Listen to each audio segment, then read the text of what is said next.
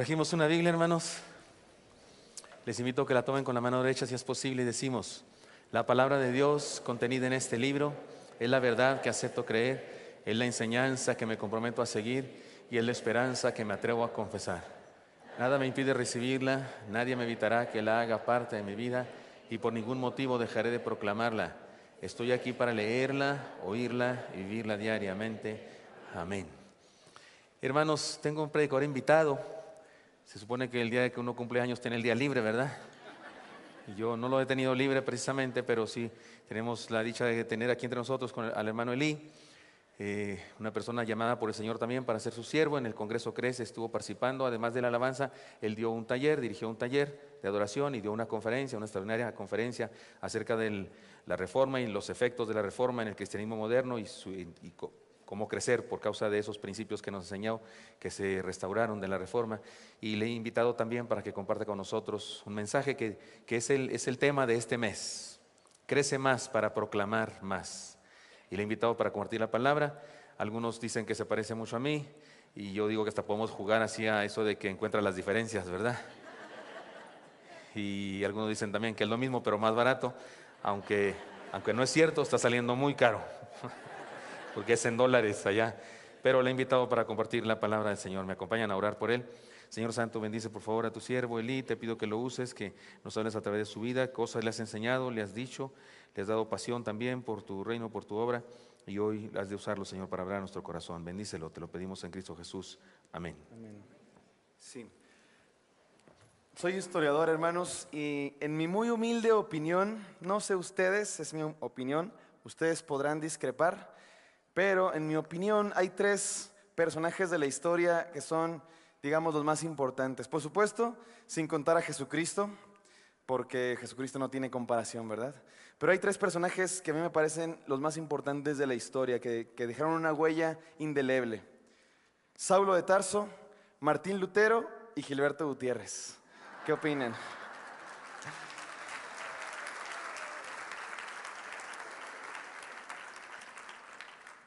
Cabe aclarar que especifiqué, ¿verdad?, que es mi opinión. Ustedes pueden discrepar, quizás suene exagerado. Claro que hablo desde mi perspectiva, ¿verdad? Porque, bueno, Saulo de Tarso, por supuesto, el hombre que le dio rumbo en buena medida al cristianismo en sus inicios. Martín Lutero, el hombre que recobró, ¿verdad?, los orígenes del cristianismo y la verdadera enseñanza de la palabra de Dios, cuando había una iglesia corrompida que se había olvidado de la palabra de Dios y que practicaban un montón de cosas y querían un montón de cosas que son todo menos lo que enseña la Biblia.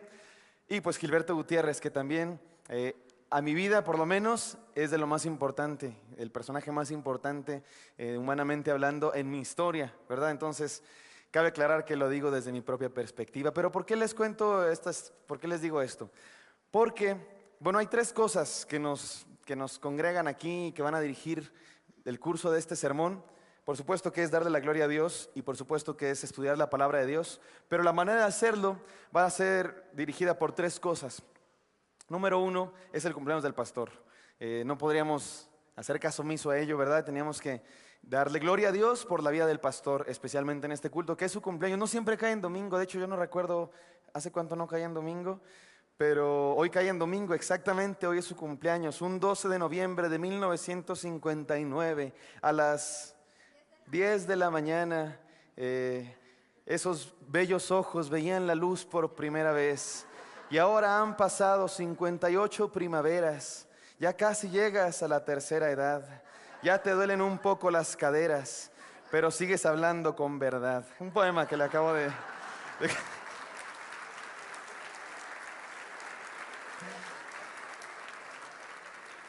Las reminiscencias de la impro que...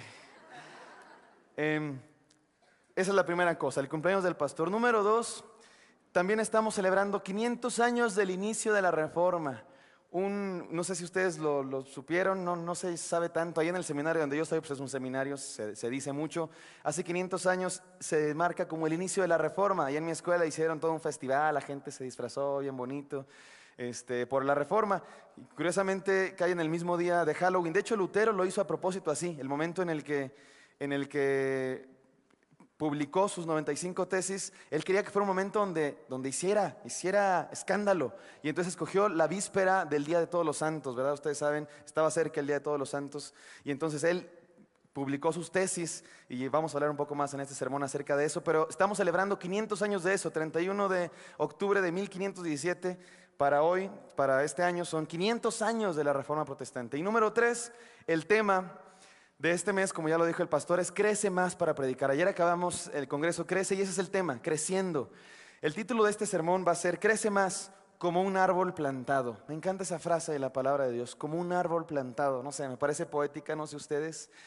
Como un árbol plantado. Hay 2 pasajes en la Escritura que vamos a estudiar que dicen eso. Y el desafío va a ser el siguiente, hermanos. Todos aquí, yo quisiera que saliéramos de este lugar pensando en esta imagen de la palabra de Dios. Yo quiero ser como un árbol plantado. Vamos a decir 2 cosas. Número 1, en tierra firme, y número 2, junto a las corrientes de agua. En tierra firme y junto a las corrientes de agua. ¿Quieren saber ustedes qué significa eso? Sí, vamos a la palabra de Dios. Vamos a leer el Salmo 1, versículo 1 al 3 y Jeremías 17 del 7 al 8. Les invito que me acompañen con su vista, si quieren ustedes en pantalla, en su Biblia, o simplemente oír la palabra de Dios. Dice así, Salmo 1. Bienaventurado el varón que no anduvo en consejo de malos, ni estuvo en camino de pecadores, ni en silla de escarnecedores se han sentado, sino que en la ley de Jehová está su delicia, y en su ley medita de día y de noche.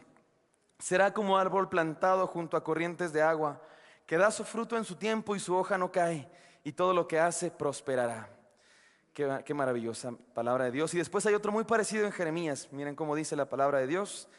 Bendito el varón que confía en Jehová y cuya confianza es Jehová, porque será como árbol plantado junto a las aguas, que junto a la corriente echará sus raíces y no verá cuando viene el calor, sino que su hoja estará verde y en el año de sequía no se fatigará ni dejará de dar fruto. Vamos a orar, hermanos. Bendito Dios, te pedimos que tú estés aquí. Señor, dirige todo esto.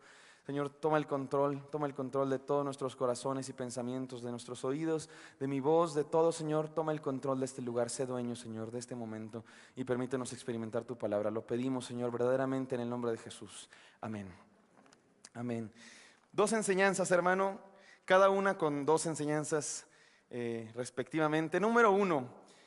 Un árbol plantado en tierra firme. Yo quisiera desafiarlos a todos a hacer un árbol plantado en tierra firme. Me parece maravilloso la palabra de Dios. Me gusta cuando la palabra de Dios es poética, ¿verdad? Me gusta la poesía de la palabra de Dios.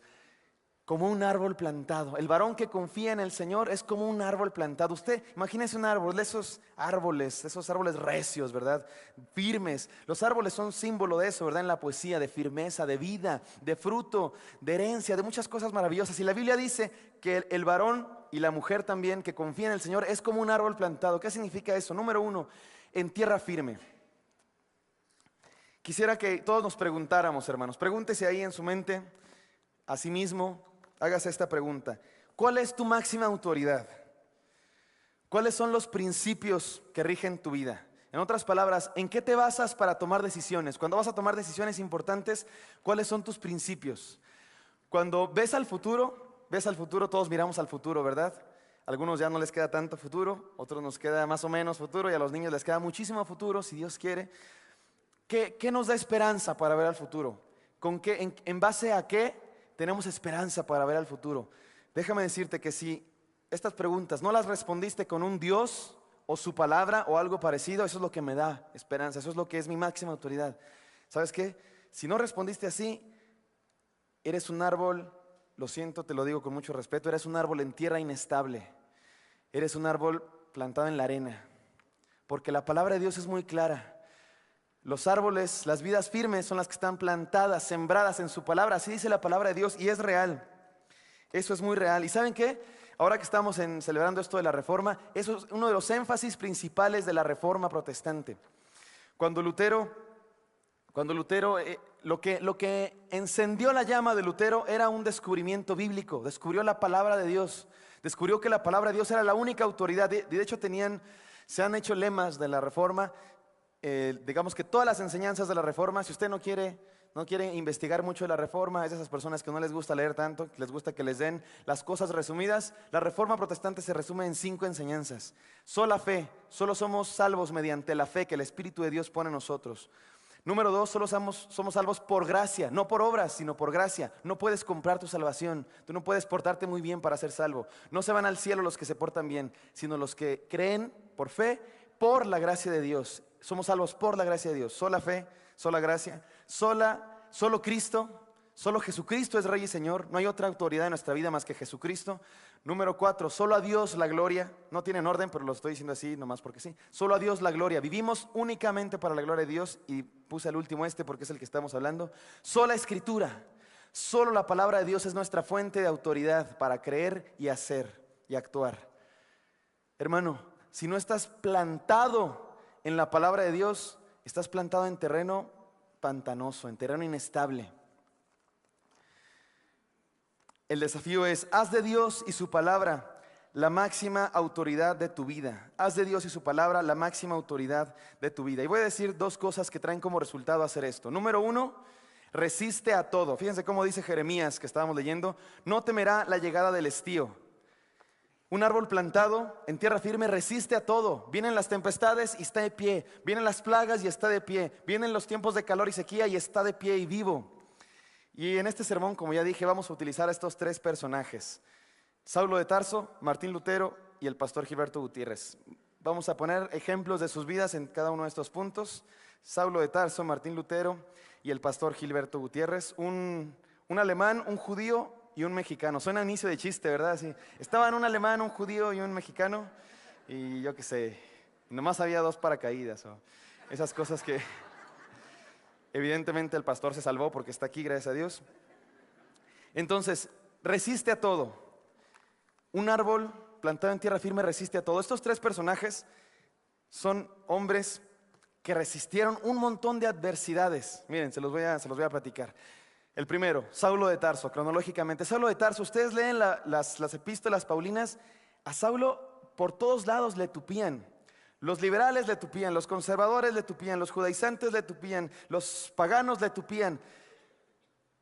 Criticaban su apostolado, decían: este no es apóstol, este no es verdaderamente apóstol. Y él se defendía. La carta de Gálatas está llena de defensas, de decir: sí, a mí me llamó el Señor Jesucristo personalmente, soy apóstol. Lo golpearon, lo azotaron, lo persiguieron, lo encarcelaron varias veces estuvo preso injustamente. Una vez lo golpearon. Hay personas que piensan que Dios lo resucitó porque... ¿Quién sabe qué me pegué aquí?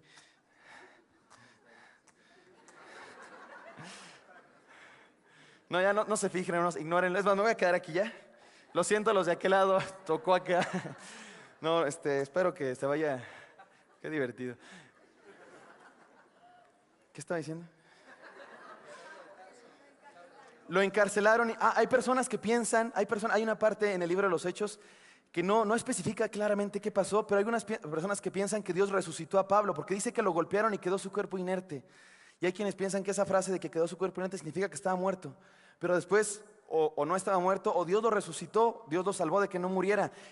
La idea es que sufrió un montón de adversidades. Por último, terminó preso, acusado injustamente, lo mandaron a Roma porque él apeló al emperador. Y en Roma estuvo preso domiciliario. Algunas personas piensan que murió mártir en aquella persecución de Nerón. ¿Se acuerdan de Nerón? Ustedes han conocido a Nerón, le ponen al perro Nerón porque fue uno de los peores emperadores, un tipo sanguinario. Y ustedes conocen la historia, ¿verdad? Del incendio de Roma. Algunos piensan que el mismo Nerón fue el que inició el incendio y después culpó a los cristianos. Y algunos piensan que en esa persecución murió Pablo, decapitado, perseguido. El pastor Gilberto Gutiérrez se unió a este grupo de predicadores perseguidos, de gente perseguida por la fe en Dios. Ustedes sabrán, a lo mejor, no sé, a lo mejor incluso ya hasta les llegó el chisme, pero hay gente que no lo quiere. ¿Ustedes pueden creer? Yo no sé por qué no lo quieren, es tan lindo. Yo no sé qué cosa podrá hacer que no, pero hay gente que no lo quiere y fui testigo. Yo estaba muy niño, pero esto pasó en mi familia, literalmente hace muchos años, hace como 17 años. Había gente que literalmente, no es metafórico, literalmente querían golpearlo. Una persona que lo mandó golpear, literalmente ofreció dinero para que lo golpearan. Gracias a Dios impidió eso, y la persona que había sido contratada para golpearlo lo conoció y dijo: este tipo no es digno de ser golpeado. Y vino con él y dijo: pastor, yo fui contratado para que alguien me quiso contratar para golpearlo, pero no, me gustó su palabra y quiero decirle que me perdone. Imagínense, había gente que llamaba a la casa para insultarnos y nos decía: váyanse de la iglesia, hacen daño, y grosería y media. Perseguido. ¿Y saben qué? ¿Sabe por qué? ¿Por qué estos hombres resistieron? ¿Qué los mantuvo firmes? Martín Lutero, me salté a Martín Lutero, ¿verdad? Dije que iba a ir cronológicamente, pero vamos a volver al de en medio. Martín Lutero también fue un hombre perseguido. Fíjense, escribió 95 tesis en contra de las indulgencias. Eso es lo que celebramos el 31 de octubre. ¿Saben por qué causó tanto revuelo esas 95 tesis? ¿Qué decían que causó tanto alboroto y lo estamos celebrando 500 años antes? El mismo Lutero había escrito varias cosas antes. No fue su primer escrito, había escrito muchas cosas antes, pero no habían causado tanto revuelo. ¿Qué fue lo que esas 95 tesis tenían? Atacaban directamente los intereses de la curia romana, de la iglesia, de los papistas, como les decía él. ¿Cuáles intereses? El money, el billullo, como dicen ustedes los chilangos, el dinero. Eran 95 tesis en contra de las indulgencias, 95 afirmaciones en contra de las indulgencias. ¿Qué son las indulgencias? Las indulgencias es aquello que tú puedes hacer para comprar un cachito de salvación. A veces pueden ser obras, pueden ser cosas, pero en esa época era dinero. Pagas dinero y te quitan tantos años en el purgatorio. Órale, 500 años menos en el purgatorio. Ay, gloria a Dios, pero todavía te quedan 3 millones. Ay, no puede ser. Y no solo para ti, para tu abuelita, para tus difuntos, pagas. Mandaron, ¿y saben por qué? ¿Cuál era el interés? La iglesia de Roma quería construir la Basílica de San Pedro, remodelarla y hacer un monumento enorme, un edificio así majestuoso. Y ahí estaban los líderes. ¿Qué hacemos? Ve con los alemanes, son bien supersticiosos, y diles que les vendemos salvación. Y, literal, esto no estoy exagerando, así pasó. Mandaron un dominico, un fraile dominico que se llamaba Juan Tetzel. Era un tipo muy hábil con la mercadotecnia y se inventaba así frases muy poderosas para vender salvación. Háganme ustedes el favor. Llegaba con la gente y les decía, compren sus indulgencias. Este era su eslogan. En cuanto cae la moneda en el frasco, salta el alma del purgatorio. O sea, iba la gente y compraba, y Martín Lutero decía, no puede ser, no lo crean, no. Y escribió estas 95 tesis para decir eso y las clavó ahí. Eso celebramos el 30. Por supuesto, eso fue lo que causó tanto malestar de la iglesia. Había escrito muchas cosas de la gracia ya y de la salvación, no por obras, pero fue hasta que atacó los intereses directamente de la iglesia que empezó a ser perseguido. Le persiguieron muchísimo. Lo condenaron, hicieron una reunión muy importante de aquella época. Se juntaron todos los personajes importantes de donde él vivía, que era el Sacro Imperio Romano Germánico, hoy Alemania. Se juntaron en la Dieta de Worms. Worms, es que es alemán, entonces hay que pronunciarlo así. Worms es una ciudad de allá de Alemania. Para muchas cosas, entre ellas condenar a Lutero. Fíjense, esto está bien interesante. Agarraron todas las obras de Lutero y le dijeron, Lutero, ¿esto es tuyo? Entonces Lutero así como que no sabía qué hacer. ¿Y por qué? Porque si es tuyo te vamos a condenar, te vamos a excomulgar y te vamos a condenar a muerte. Ay, no, pues sí, déjame lo reviso. Imagínate que te digan eso, que te agarren todas tus tareas de la primaria. Bien, hermano, todas estas tareas de la primaria son tuyas. Pues no sé por qué, porque si son tuyas, si tú escribiste eso, te vamos a matar y te vamos a excomulgar. Que excomulgar no solamente era un asunto religioso, sino era convertirlo en un rechazado social, económicamente y políticamente hablado. Entonces Lutero, imagínense estar en esa situación. Y Lutero no sabía qué hacer. Yo me imagino que se rascaba la cabeza, les dijo, déjenme las reviso y mañana les respondo si es cierto que son mías y si me retracto o no. Yo pienso que nomás estaba queriendo ganar tiempo. Se fue a su casa en la noche.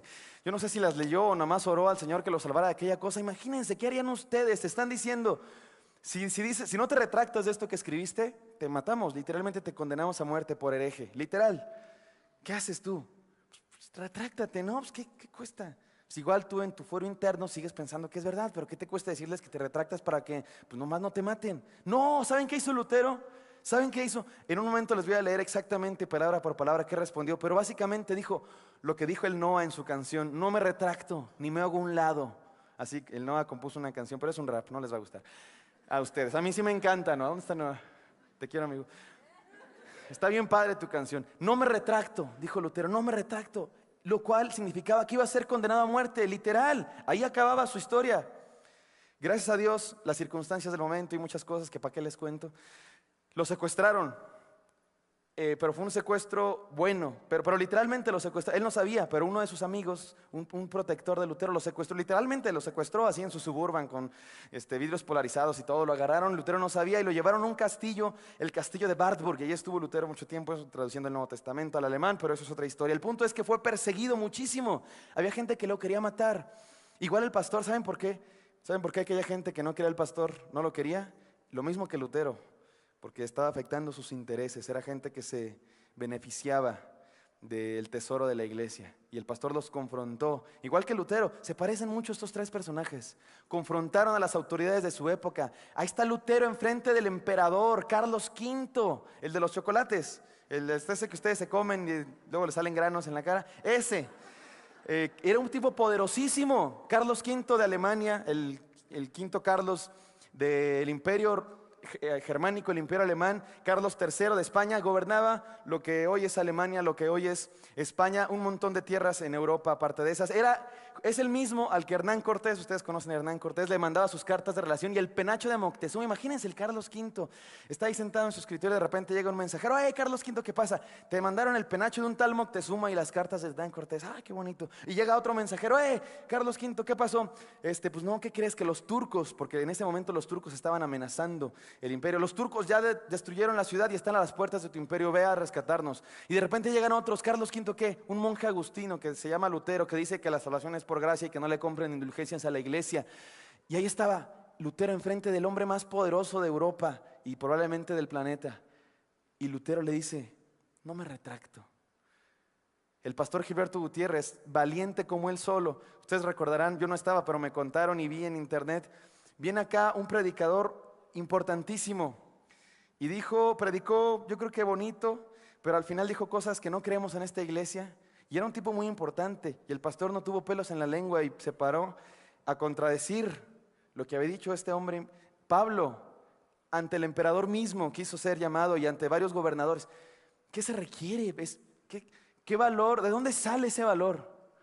¿Qué se requiere para decirle al emperador? ¿Qué se requiere para decirle a los que quieren tu muerte? Mátame, no me retracto. Y si me quieres matar porque no me retracto, no me retracto. ¿De dónde se saca ese valor? ¿De dónde se enciende ese fuego? ¿Saben de dónde, hermanos? De un árbol plantado en la palabra de Dios, de estar afirmados en la palabra de Dios. Eso es un árbol plantado. Número 1, resiste a todo. Ese es el resultado de estar plantado en la palabra de Dios. Yo pensando en esto, le compuse una canción a mi papá, y en esto y en muchas cosas, pero hay una frase que es específicamente pensando en esto. Está ahí en pantalla, creo que ya está corregida, si no yo la voy a leer como debe ser. Al hombre que ha sabido perdonar al enemigo, al hombre que ha llevado en su pecho el dolor, al hombre que conoce la tristeza y el peligro. Me consta que este hombre conoce la tristeza y el peligro y sabe que sin ellos no hay campeón. Estos tres árboles plantados, Saulo, Lutero y Gilberto, se escucha muy irrespetuoso, ¿verdad? El pastor Gilberto, disculpe usted. Son árboles plantados en terreno firme, y en su tronco, en su corteza, están las marcas de las tempestades, están las marcas de las plagas. En su corteza están las cicatrices de los tiempos de calor y de los tiempos de desierto. Sin embargo, están ahí, vivos y verdes, porque están afirmados en la palabra de Dios, porque se afirmaron en la palabra de Dios, porque no dependían del rey, del emperador, del dinero. ¿Saben de qué dependían? Dependían de Dios, y a Él rendían cuentas, no a otro. Número 1, un árbol plantado en tierra firme resiste a todo. Número 2, un árbol plantado en tierra firme obedece a su naturaleza. Jeremías 17:8 dice: mantendrá siempre verde su follaje. Miren, hermanos, el desafío aquí es hacer árbol plantado. Yo quisiera que todos saliéramos de aquí diciendo: yo quiero ser un árbol plantado en tierra firme y junto a las corrientes de agua. ¿De qué se trata eso? No se trata de esforzarse mucho, así como de, sí, me voy a esforzar, me pongo frente al espejo y Eli Gutiérrez, hoy vas a ser un árbol plantado. No se requiere esfuerzo personal, no se requiere autocontrol. ¿Sabe qué se requiere? Conversión, transformación, ser. No se requiere esforzarse, sino se requiere ser algo, naturalmente ser algo. Un árbol es lo que es. Una piedra no dice: yo quiero ser árbol y ya se convierte en árbol. No, un árbol es árbol porque es árbol.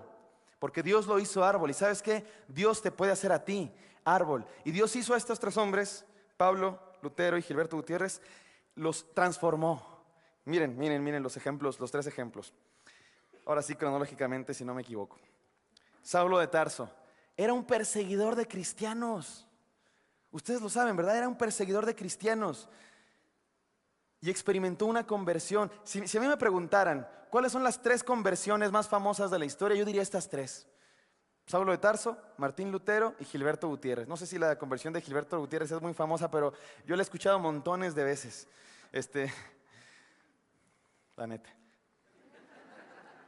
Saulo iba con cartas para perseguir cristianos de Jerusalén a Damasco, con cartas para perseguir cristianos. Y ustedes saben, ¿verdad? En el camino a Damasco se le aparece Jesucristo y le dice: Saulo, ¿por qué me persigues? Y cae al suelo. ¿Quién eres? Jesucristo, a quien tú persigues. Y dice la palabra de Dios que Saulo quedó ciego un tiempo. Vino Ananías, ¿se acuerdan que Dios le dijo a Ananías: ve a orar por este hombre? Oye, pero es perseguidor de cristianos. No, va a ser un instrumento mío. Pero es perseguidor de cristianos, pero va a ser un instrumento mío. Y dicho y hecho, aquel perseguidor de cristianos vino a ser un evangelista, misionero, escritor de buena parte del Nuevo Testamento. Una conversión bárbara. Yo me lo imagino antes de ser cristiano. Pablo, un tipo amargado, mal encarado. Quería perseguir, de esos que se enojan, de esos que piensan que todo es pecado. ¿Saben de cuál es? No, que las mujeres usen pantalón es pecado, que toquen la guitarra es pecado, que se peinen como Benito Juárez es pecado. Como yo, por eso me peiné como Benito Juárez. Y después se convirtió en un hombre tan lleno de gracia, tan llenísimo de gracia, y de ser un perseguidor de cristianos a ser un misionero perseguido él mismo. No es cierto, sigue Martín Lutero. Él mismo cuenta su historia, cómo era él antes. Él narró, está escrito ahí en un prólogo. Se juntaron todas sus obras hacia el final de su vida, en el año 1545.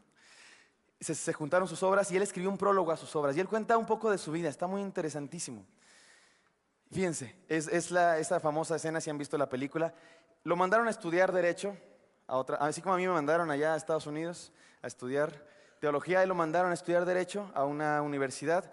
Y entonces de camino fue a su casa y de regreso a la universidad. En el camino hubo una tormenta eléctrica y él tenía mucho miedo. Yo me lo imagino como los perritos que tienen miedo. ¿Sí saben de los perritos que tienen miedo cuando hay muchos rayos? Me da mucha risa porque los perritos son bien bravucones, ¿no? Así le echan pleito a otros perros y son acá el Juan Camaney que todo puede. Pero nomás cae un rayo y son bien temerosos, ya están temblando. Me imagino a Lutero así como ese perrito, así temeroso. Y viene la tormenta eléctrica y Lutero, ustedes saben la historia, dice: Santa Ana, si me salvas me hago monje. Y que no se muere, pues que se hace monje agustino. Y después, pero esa escena de Martín Lutero así temeroso en la tormenta eléctrica habla de su personalidad. Así era él espiritualmente, era temeroso. Él escribió literalmente estas palabras: yo odiaba a Dios. Escribió Martín Lutero. Suena fuerte, pero así lo dijo él: yo odiaba a Dios y su justicia. ¿Por qué? Porque él había sido enseñado que la justicia de Dios era ese dedo que te dice: tú eres pecador y te odio. Tú eres pecador y te odio. Y que él se esforzaba porque Dios no lo odiara, y se esforzaba por hacer cosas para encontrar el favor de Dios, y no lo conseguía porque él seguía siendo pecador. Después de ser alumno se convirtió en maestro de la universidad y estaba enseñando la epístola a los romanos. Estaba dando una clase sobre los romanos, la carta de la Biblia. Y él estaba leyendo, se le llama la experiencia de la torre, porque dice que estaba en una torre de la biblioteca donde estaba estudiando, y estaba leyendo el primer capítulo de Romanos, versículo 17. Imagínense este hombre temeroso, espiritualmente temeroso, odiaba a Dios, y de repente encuentra esto en la Escritura. Porque en el Evangelio, la justicia de Dios, esa justicia que él odiaba, está leyendo: la justicia de Dios se revela por fe y para fe, para que, como está escrito, el justo por la fe vivirá. Lutero escribe: en ese momento se me abrieron los ojos, como si hubiera estado en tinieblas toda mi vida y de repente veo la luz. Y él dice: fue mi conversión, me convertí.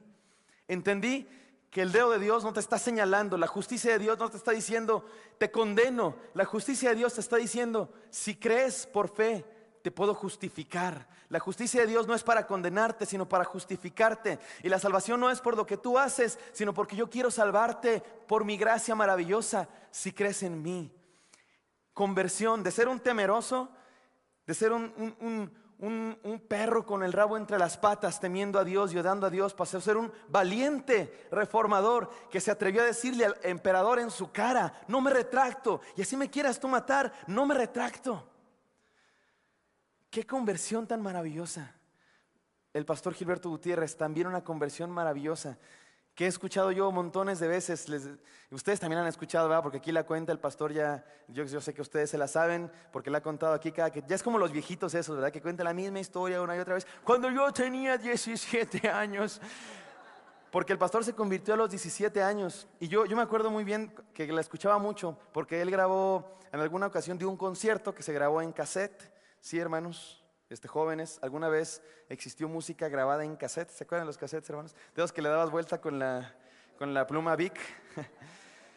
Y yo me acuerdo que yo lo ponía mucho. Yo mientras jugaba Nintendo o hacía cualquier otra cosa, ponía ese cassette del concierto de mi papá. Y en ese concierto narraba, él mismo se avergüenza de su voz antes, porque hablaba muy norteño. Entonces contaba: sí, cuando yo tenía 17 años, cuando tenía 17 años, el pastor era, fíjense, ateo del verbo no creía en Dios, según él. Era un pseudointelectual, de esos ateos pseudointelectuales que se cree que los filósofos y que la religión es el opio y no sé qué tanto.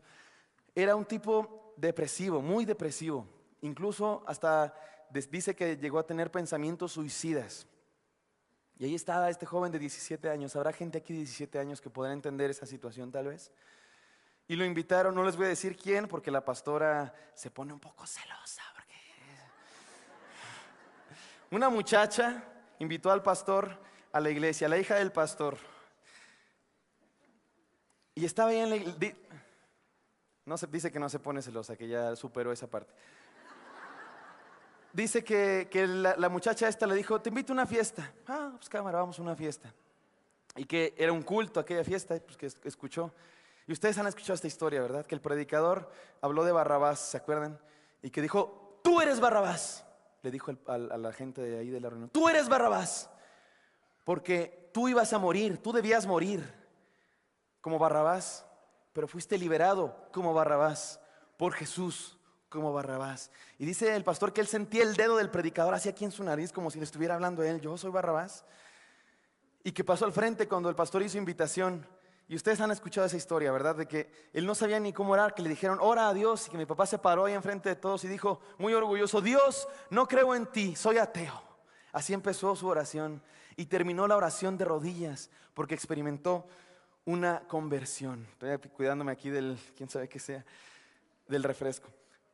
Experimentó una conversión. Estas 3 conversiones nos hablan de la maravillosa bendición de ser transformado, de ser un joven deprimido, ateo, sin ilusiones, a ser un predicador, el mejor predicador de la palabra de Dios que yo he escuchado, y un instrumento poderoso de Dios para hablarnos a todos nosotros.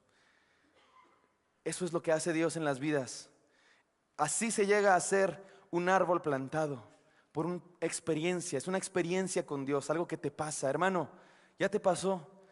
¿Quieres ser un árbol plantado junto a corrientes de agua? Experimenta una conversión. Si no te ha pasado, hoy, experimenta una conversión. Sé transformado, conviértete en alguien que funda su palabra en Dios. Y si ya eres una persona que ha sido convertida por Dios, vive conforme a eso, vive conforme a tu naturaleza. Esa es tu naturaleza, no la otra. Vive, obedece a su naturaleza. Entonces, esta fue la primera enseñanza. Un árbol plantado en tierra firme, dijimos, resiste a todo y obedece a su naturaleza. Vamos a la segunda enseñanza. Un árbol plantado junto al agua. Miren cómo dice Jeremías 17:8. Será un árbol plantado junto al agua que alarga a la corriente sus raíces. Me encanta esa imagen. De la palabra de Dios. Esta es la versión BHTI, Biblia Hispanoamericana de Traducción Interconfesional. Dice que, me gusta cómo dice, que alarga a la corriente sus raíces, porque me imagino al árbol, muy bonito, ¿verdad? El árbol así de, pues tengo sed, y entonces como, pues ahí hay una corriente de agua, así como que, y alarga la corriente sus raíces, y agarra el agua de vida.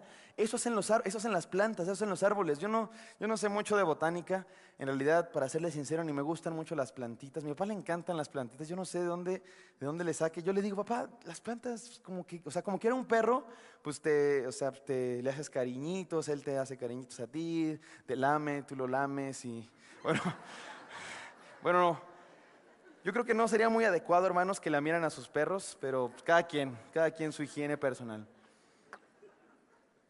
Pero le digo, las plantas, pues como qué atractivo nomás. Pero a él le encantan las plantas y me dice, pues déjame en paz, mi dinero es mi casa, no la tuya. Y yo, bueno, pues, está bien, ten tus plantitas. Pero hay unas plantas muy interesantes. Fíjense que todos los días se aprende algo nuevo, hermanos. Hoy en la mañana, en el culto de las 8, aprendí que los girasoles se llaman, a lo mejor van a decir que qué menso estoy, pero yo no sabía que los girasoles se llaman girasoles porque giran con el sol. ¿Sí sabían ustedes eso? ¿Sí?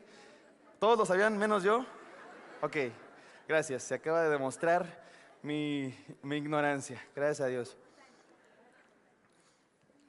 Entonces, está bien padre. O sea, está ahí girasol. ¿Y qué dice? Pues acá está el sol, me pongo así. Ahora para acá, ahora para acá. Está padrísimo, ¿no? Y es una metáfora maravillosa de lo que es la vida cristiana. Alargas a la fuente de vida tus raíces. Te pones a donde está la fuente de vida, que es el sol. De eso se trata, ser un árbol plantado. Por eso estamos aquí. Estar aquí es un acto de girasolidad. Estamos poniendo nuestra vida que nos toque los rayos de Dios y que nos hable Dios. Pregúntate, ¿cuándo fue la última vez que estiré mis raíces hacia el agua de vida? ¿Cuándo fue la última vez que abrí mis hojas a los rayos del sol? ¿Cuándo fue la última vez que dejé que mis flores fueran tocadas por la luz del sol?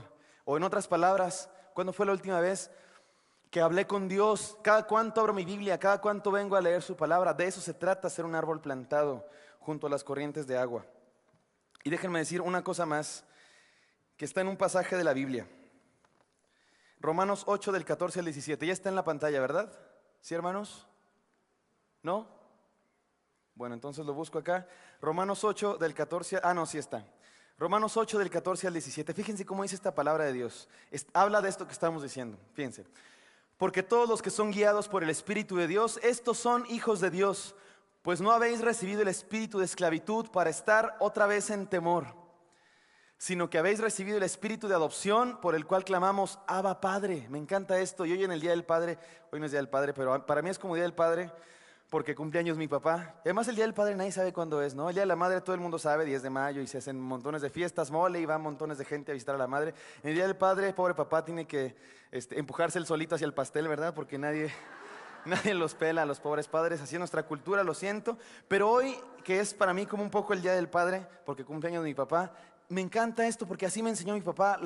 Yo encuentro que es verdad la metáfora de que Dios es nuestro Padre, porque he encontrado que mi Padre practica ese amor, el amor divino. Por supuesto, poquito menos perfecto, pero es ese, que clamamos, Abba Padre. Podemos hacer eso también nosotros con Dios. Y sigue diciendo, el Espíritu mismo da testimonio de nuestro espíritu de que somos hijos de Dios, y si hijos, también herederos, y si herederos, también coherederos con Cristo, si es que padecemos juntamente con Él, para que juntamente con Él seamos glorificados. Me encanta esto, porque somos hijos de Dios, de eso está hablando este pasaje. Pero ¿cuál es la condición de que seamos hijos de Dios? ¿Lo notó usted? El primer versículo decía, si somos guiados por el Espíritu. Si somos guiados por el Espíritu, somos hijos de Dios. Y para que entendamos qué significa eso de dejar guiados por el Espíritu, voy a hacer una encuesta aquí. Todos, por favor, prepárense para la encuesta que sigue. Hay un eterno debate entre qué es mejor, Apple o Android. ¿Sí, verdad? Unos dicen, no, los iPhones son lo mejor, otros dicen, no, los Samsung, otros Android. Levanten la mano, ¿quién dice que los iPhones son mejor? ¿Quién dice? Muy bien, hermanos, muy bien. Levanten la mano, ¿quién dice que los Android son mejor? Pastor, ¿tiene usted una iglesia dividida?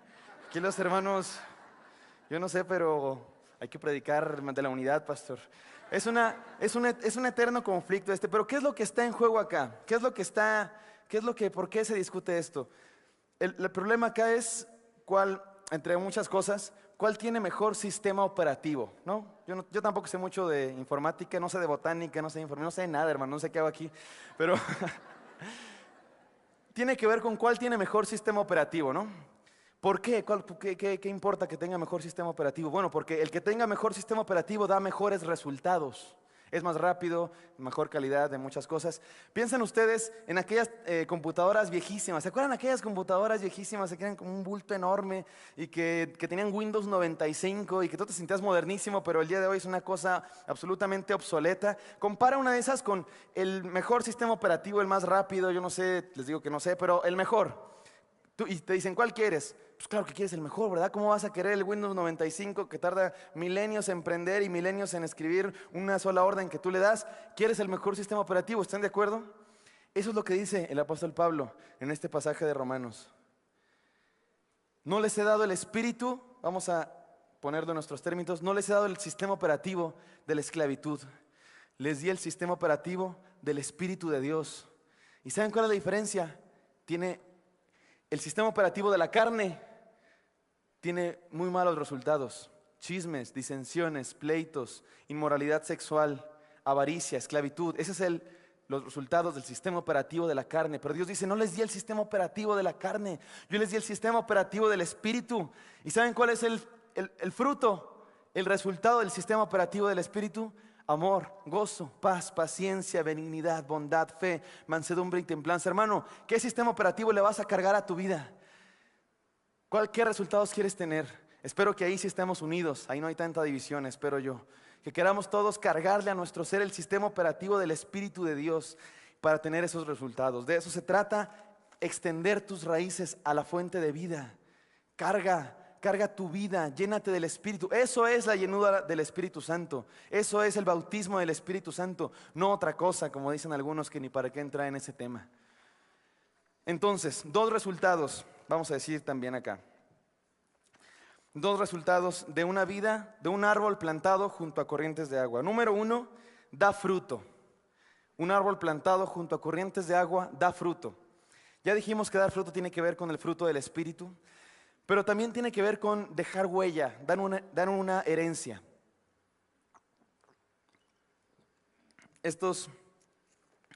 Antes, la palabra de Dios dice así: no le inquietará un año de sequía, ni dejará por esto de dar fruto, un árbol plantado junto a corrientes de agua. Nuestros tres ejemplos del día de hoy: Saulo de Tarso, Martín Lutero y Gilberto Gutiérrez. Estos tres hombres dejaron un legado impresionante en la historia de la humanidad. Por eso les digo que son los tres hombres más importantes de la historia. Saulo de Tarso escribió, en cuestión de libros del Nuevo Testamento, más de la mitad de libros del Nuevo Testamento. En cuestión de partes, de letras, de capítulos, escribió más de un tercio del Nuevo Testamento. Hermanos, esos libros que estamos leyendo, Romanos, las epístolas de Pablo, se escribieron hace más de 1970 y tantos años.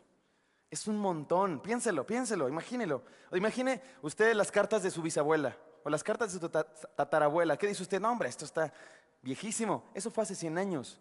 Esto fue hace 1970 y que hubo de años. Es un montón, piénselo, es un montón. Y lo seguimos leyendo. Y lo traen todos ustedes ahí en su mano o en sus celulares.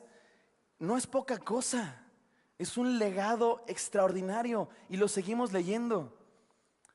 Martín Lutero, el día de hoy, domingo, millones de personas alrededor de todo el mundo se están reuniendo en lugares como este, en comunidades como esta. Gracias a Dios, por supuesto, pero Dios utilizó a Martín Lutero para que eso fuera posible. En todo el mundo se recuerda a Martín Lutero, todo el mundo, todo el planeta. Hay comunidades que de una u otra manera son herederos de ese movimiento que se inició el 31 de octubre de 1517 con este monje agustino clavando sus 95 tesis en contra de las indulgencias. Legado maravilloso. El legado que ha dejado el pastor Gilberto Gutiérrez, hablo por mí, es lo más valioso que tengo. Y yo estoy seguro que muchos de ustedes podrían decir algo similar. El viernes allá en el Congreso Crece, allá en Plutarco, fue el nieto del santo. Sí, el nieto del santo, el santo luchador. ¿Sí saben cuál, verdad? que el nieto del santo es luchador y viene a nuestra iglesia, gracias a Dios. No decimos quién es porque es la identidad, ¿verdad? Y esas cosas que no entiendo bien, pero el chiste es que hay que cuidar eso. Y hermanos, a mí me hacía llorar cómo hablaba este hombre, porque él es cristiano y viene a nuestra iglesia. Y la manera como se refería al pastor, yo creo que al pastor hasta le daba pena. Yo creo que hubo gente que hasta se molestó, porque decía una y otra vez y repetía: pastor, pastor, es que usted ha transformado mi vida. Pastor, es que usted ha sido tan bueno conmigo. Pastor, es que usted ha sido usado por Dios para mi vida y mi familia. Le agradecemos tanto, pastor. Y una y otra vez lo repetía y lo repetía. Y a mí si al pastor le daba pena, a mí me daba pena, que no soy nadie ahí. Pero estoy seguro que muchos de ustedes podrán decir lo mismo. Y déjenme decirlo con este ejemplo. Dicen, no me consta, lo traté de buscar para estarme mejor informado, pero no lo encontré. Ustedes ya lo buscarán ahí en Google, ya lo googlearán. Pero dicen que en unas Olimpiadas, un competidor, parece que de esos que hace remo, que también hoy aprendí, que se llama canotaje. Todo el mundo ya sabía que era canotaje, pero yo no, para que vean que soy bien ignorante. Y era el mejor.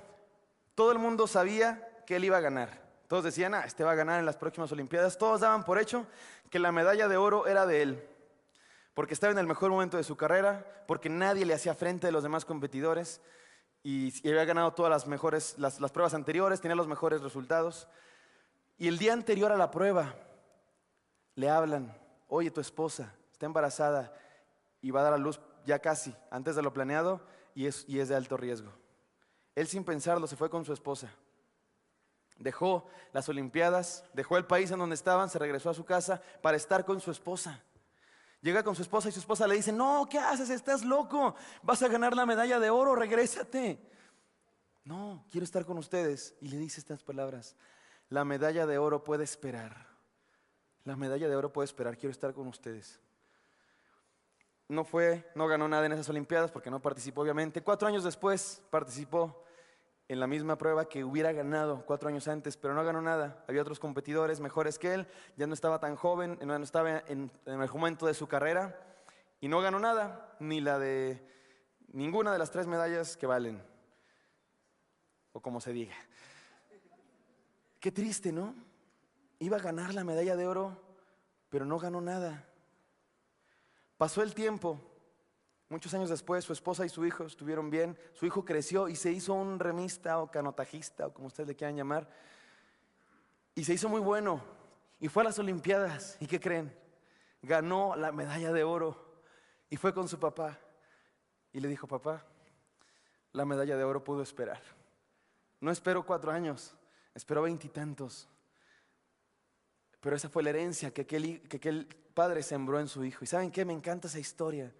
Porque eso es lo que hacen los padres y eso es lo que ha hecho mi padre conmigo. En estos momentos me conmueve demasiado, porque eso es lo que está haciendo mi papá. Miren, les explico. Mi papá hizo su licenciatura en el seminario de Lomas Verdes y yo siento, otra vez,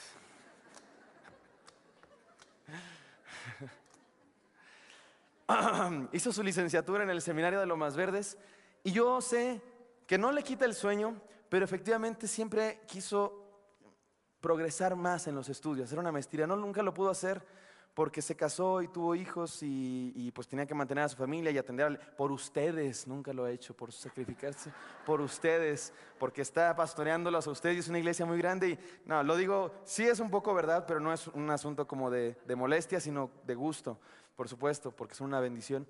Pero siempre ha tenido como, yo pienso que merecería 3 maestrías y 5 doctorados por méritos propios, ¿verdad? De esos que dan las universidades honoris causa, yo qué sé. Pero no lo tiene. Sin embargo, se está esforzando por que yo sí lo tenga. Y me conmueve mucho porque es como que algún día yo voy a llegar con la maestría, el título. Papá, la maestría pudo esperar. Y me encanta porque eso es lo que hemos sido llamados a hacer, hermanos, en la vida. Los cristianos, dejar huella, dejar una herencia, que nuestra vida diga algo, que nuestra vida signifique algo para los demás, que seamos árboles, que los demás los vean y digan: ese árbol representa que Dios es verdad, ese árbol representa que Dios existe, que Dios transforma.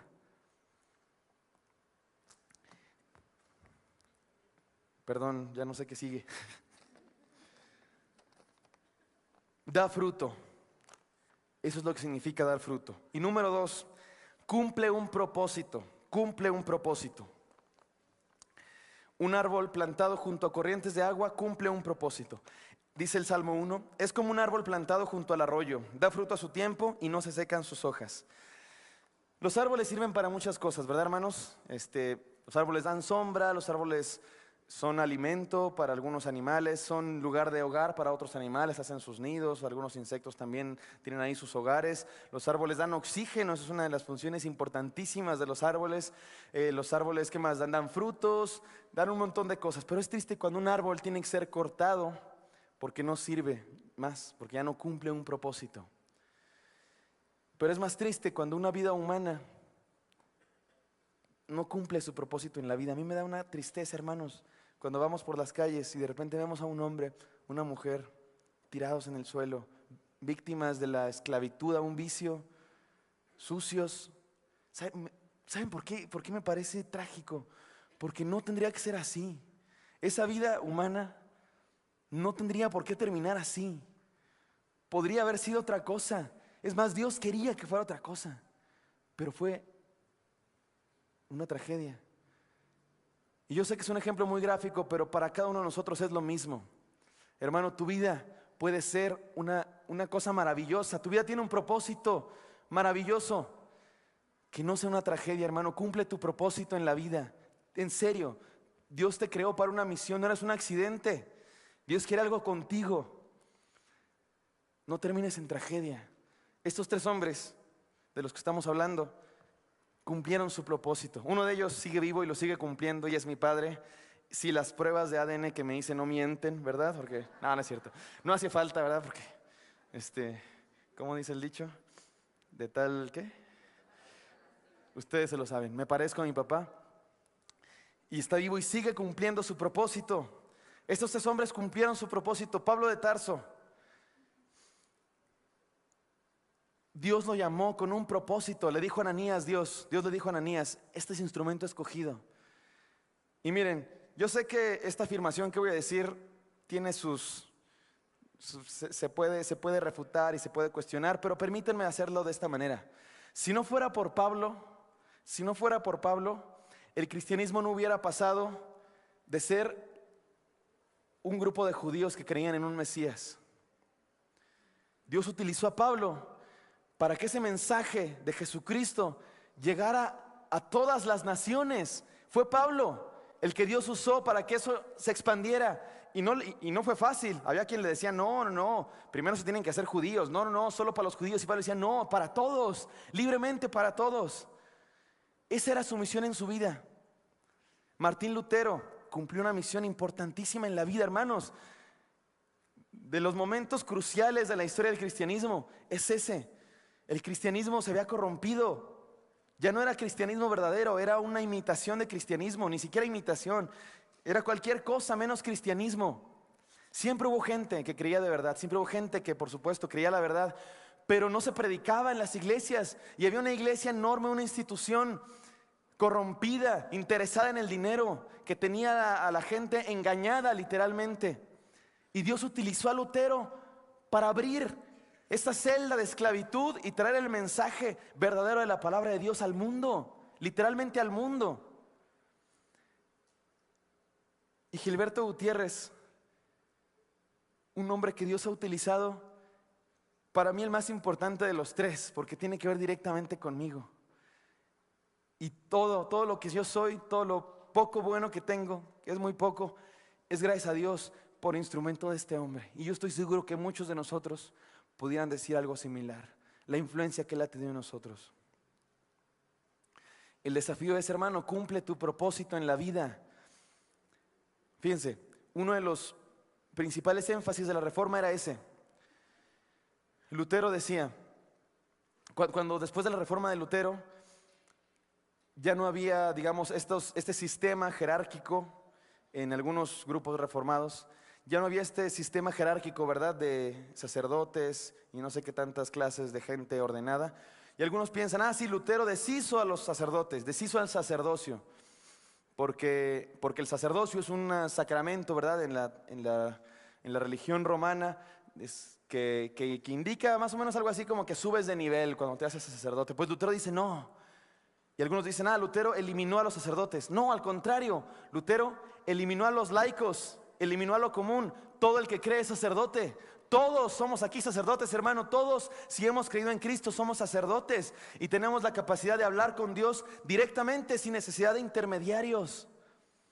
Y Él nos está llamando a cada uno de nosotros para cumplir una misión. Cúmplela, hermano, que tu vida no sea una tragedia. Voy a pasar al desafío, pero antes del desafío quisiera que repasáramos, para que esté bien claro, ¿a qué nos ha desafiado Dios hoy? Dos cosas: hacer árbol plantados en tierra firme y hacer árbol plantados junto a corrientes de agua. Y cada una de esas tiene dos frutos, dos resultados. Un árbol que está plantado en tierra firme resiste a todo y obedece a su naturaleza.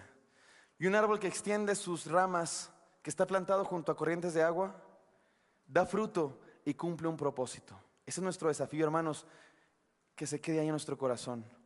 Y déjame terminar con lo siguiente. Voy a leer, antes de leer, cuando yo hice mi servicio social, estudié historia e hice mi servicio social en el Instituto de Investigaciones Filológicas de la UNAM. Una de mis tareas principales era participar en un proyecto que nos encargábamos de entrevistar a los grandes investigadores de ahí del Instituto de Investigaciones Filológicas, que es gente, literatos, lingüistas, gente que se dedica a las letras. Y entonces entrevistarlos para saber cuál era su experiencia, ¿no? Y conocerlos para tener su legado grabado en video. Después yo los editaba y hacía cosas ahí bonitas. Este era mi trabajo. Y una de las cosas que les preguntábamos, era una entrevista larga, una entrevista de 1:30, y al final de la entrevista siempre les preguntábamos a todos una cosa más o menos como esta: oiga, doctor, usted, ¿qué le faltaría por hacer? ¿Qué le faltaría por hacer en su vida? Y a mí me quedó muy grabado porque las respuestas de casi todos eran muy similares. Hicieron una cara así como, ¿qué me falta por hacer? Yo veía, no sé si me estoy equivocando y fue mi interpretación, pero yo veía como frustración en su mirada, en sus palabras, en su rostro. ¿Qué me falta por hacer? Y todos respondieron algo muy parecido a esto. Híjole, pues en realidad me falta por hacer. Yo quisiera hacer muchas más cosas de las que podría hacer con el tiempo que me alcanza, porque pues todos ya eran gente grande, ¿verdad? Entonces, pues me faltaría más por hacer. Quisiera hacer más de lo que sé que me queda. Y después seguimos con la entrevista, pero a mí se me quedó eso porque yo decía, qué triste. A lo mejor estoy malinterpretando, no lo sé, pero qué triste llegar al final de tu vida como con un mal sabor de boca de quisiera hacer más. No cumplí todo lo que yo quería. Ya me voy a morir y no logré todo lo que... ¡Qué triste! Porque ¿sabes qué? Un árbol plantado junto a corrientes de agua debe terminar sus días diciendo, ¿y qué te falta por hacer? Nada. Cumplí mi misión en la vida, cumplí mi propósito en la vida. Me equivoqué, por supuesto, tuve pecados, muchos. No fui perfecto, lo sé, pero cumplí lo que Dios quería de mi vida. Mi vida fue lo que Dios quiso. Cumplí mi misión. Estos 3 hombres fueron así. Déjenme les leo un fragmento de cada uno de ellos. Algo que dijeron, literalmente sus propias palabras. El apóstol Pablo, 2 Timoteo capítulo 4, si no me equivoco, dice así. Lo voy a leer yo, síganme con su vista, especialmente a partir del versículo 6. Dice así: te encarezco delante de Dios y del Señor Jesucristo. Le está hablando Pablo a Timoteo, un viejo a un joven. Te encarezco delante de Dios y del Señor Jesucristo, que juzgará a los vivos y a los muertos en su manifestación y en su reino, que prediques la palabra, que instes a tiempo y fuera de tiempo, redarguye, reprende, exhorta con toda paciencia y doctrina, porque vendrá tiempo cuando no sufrirán la sana doctrina, sino que teniendo comezón de oír, se amontonarán maestros conforme a sus propias concupiscencias, y apartarán de la verdad el oído y se volverán a las fábulas. Pero tú, sé sobrio en todo, soporta las aflicciones, haz obra de evangelista, cumple tu ministerio. Y fíjense esta palabra. Y piensen que es un viejito que está escribiendo, ya está a punto de terminar sus días.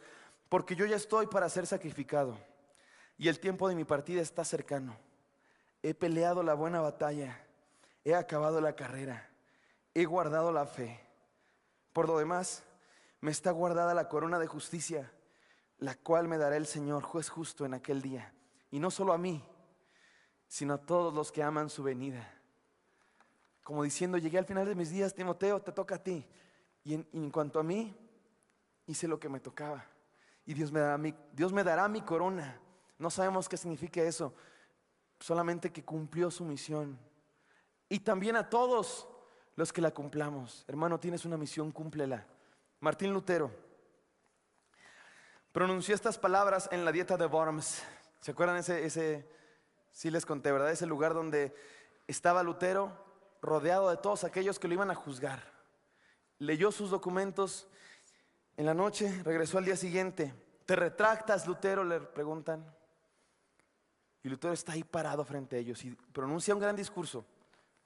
Un discurso. Y termina con estas palabras. Si no se me convence mediante testimonio de las Escrituras y claros argumentos de la razón, porque no le creo ni al Papa ni a los concilios, ya que está demostrado que a menudo han errado, contradiciéndose a sí mismos. Por todos los textos de la Escritura, de la Sagrada Escritura que he citado, estoy sometido a mi conciencia y ligado o cautivado a la palabra de Dios. Por eso no puedo ni quiero retractarme de nada, porque hacer algo en contra de la conciencia no es seguro ni saludable. Aquí estoy, que Dios me ayude. Amén. En ese momento lo condenaron, lo excomulgaron y estaba condenado a muerte. Nunca se realizó, gracias a Dios, pero tuvo el valor de pararse y decir, esta es mi misión en la vida y no voy a comprometer lo que Dios me ha dicho, porque no te respondo a ti, emperador, no te respondo a ti, papa, le respondo a Dios. Y si Él me ha dicho, cree esto y predica esto, esto voy a creer y esto voy a predicar, porque Él me lo ha dicho y Él tiene más autoridad que nadie. Esta es mi misión, esta es mi misión. Y finalmente Gilberto Gutiérrez escribió estas palabras y me las dijo a mí allá en Bellmead, Texas. Cuando me fueron a llevar 18 horas manejando de aquí a Waco, Texas. Yo no sé cómo le hace el pastor, 18 horas manejando. Yo a cada rato le decía, papá, ¿quieres que maneje? No, ¿quieres que maneje? Manejó como 14 horas, un poquito más allá de la frontera. Finalmente me dejó la camioneta. Yo manejé media hora y ya me estaba durmiendo, hermanos. Él manejó que 15, yo no sé cómo le hizo. Llegamos allá, estuvimos ahí una semana y media, un rato. Y finalmente el último día, se imaginan, fue un momento muy emotivo, ¿verdad? Ahí mi mamá, mi papá y yo despidiéndonos. Me iban a dejar solo como el perro, ya yéndose ellos. Y me hizo un acróstico, bien fácil, ¿verdad? Pues Elí, ¿cuántas palabras tiene? ¿Cuántas letras tiene el nombre de Elí? Bendito sea el Señor. Y terminó con estas palabras que les voy a leer, que dice así. Di siempre la verdad, eso limpia tu camino y tu corazón. Defiende la verdad, eso santifica y fortalece a la iglesia de los terribles ataques de la herejía. Y como la verdad es también una persona, Jesús, sostente firme de la verdad. Que no te detenga la envidia de otros, la traición, la ingratitud, ni la crítica. Quien te llamó es Él, y que solo su juicio te preocupe. Dicen que te pareces a mí, pero eres mejor músico, más divertido predicador, mejor actor y más guapo. En eso sí tiene razón. Así que Dios te demandará más. No seas la mitad que yo, serás el doble. Y un día yo solo seré el orgulloso papá de un extraordinario, creativo y fructífero siervo de Dios. Ni modo, llamado Elí, porque no me gusta mi nombre. Ya me gusta. Antes, es que cuando estaba chiquillo me confundían con niña. La señorita Eli.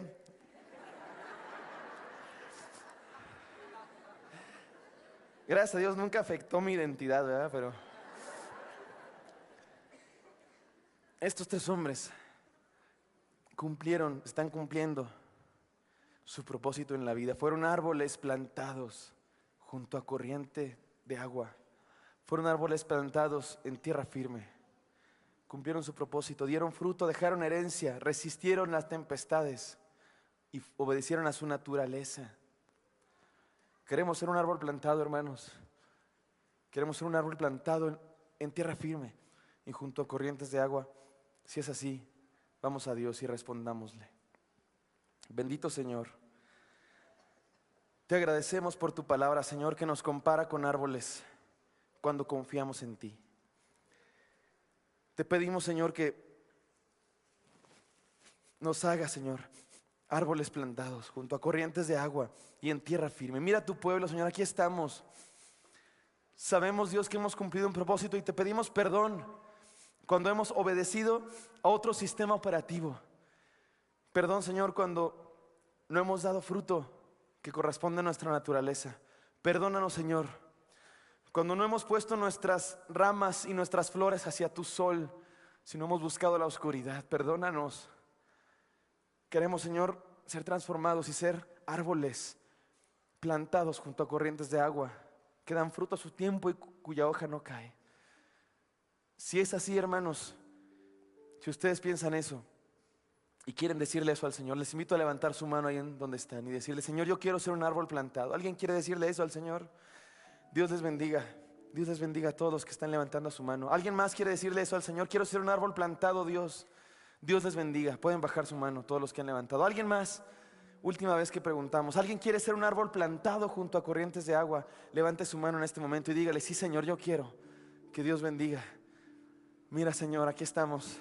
Un bosque entero de árboles plantados junto a corrientes de agua y en tierra firme. Permítenos, Señor, dar mucho fruto y que esta iglesia, Señor, sea un testimonio de que tú eres real, que tú transformas y que en ti hay verdad. Te bendecimos, te amamos. En el nombre de Jesucristo, nuestro Señor y Salvador. Amén. Gloria a Dios. Gloria a Dios.